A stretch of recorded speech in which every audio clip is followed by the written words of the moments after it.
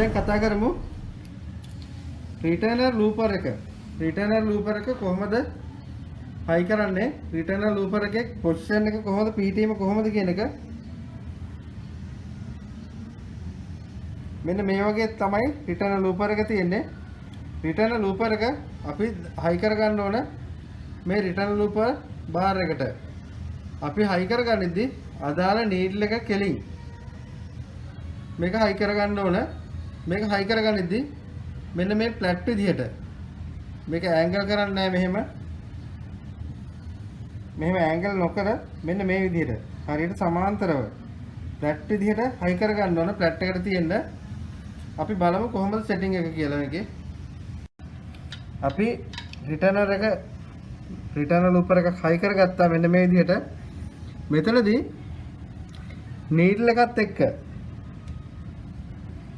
මෙන්න මේ නීඩල් එකත් එක්ක මේ රිටර්න් ලූපර් එකේ මෙන්න මේ එජ් එක තියෙන්න ඕන 0.8 මිලිමීටර් දුරින්. මේකේ ක්ලියරන්ස් එක තියෙන්න ඕන 0.8ක්. ඒත් එක්කම අපි 0.8 තියලා මේක තද කරගන්නවා. මේක තද කරගනිද්දී අනිවාර්යෙන් ෆ්ලැට් කරලා තියා ගන්න ඕන සමාන්තර වෙන්න. ඇන්ගල් කරන්නේ නැතුව. ඒත් එක්කම අපි මෙතන මේ රිටර්නර් ලූපර් බාර් එක බුරුල් කරගෙන තියෙන්නේ මෙන්න මේ 2.5 ඇලන්කි දෙකෙන්. අපිට පුළුවන් මේක කරකව ගන්න මේ විදිහට. අපි ඩිස්ටන්ස් එක තියාගත්ත මෙතන. ඊට පස්සේ අපි ගන්නවා නීල් එක උඩරිම උඩට ගන්නවා. නීල් එක උඩරිම උඩට අරගත්තට පස්සේ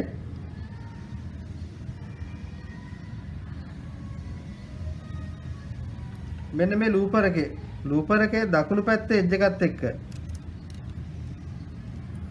මේ දකුණු පැත්තේ එජ් එකත් එක්ක මේ රිටර්නර් ලූපර් එකේ එජ් එකට 0.3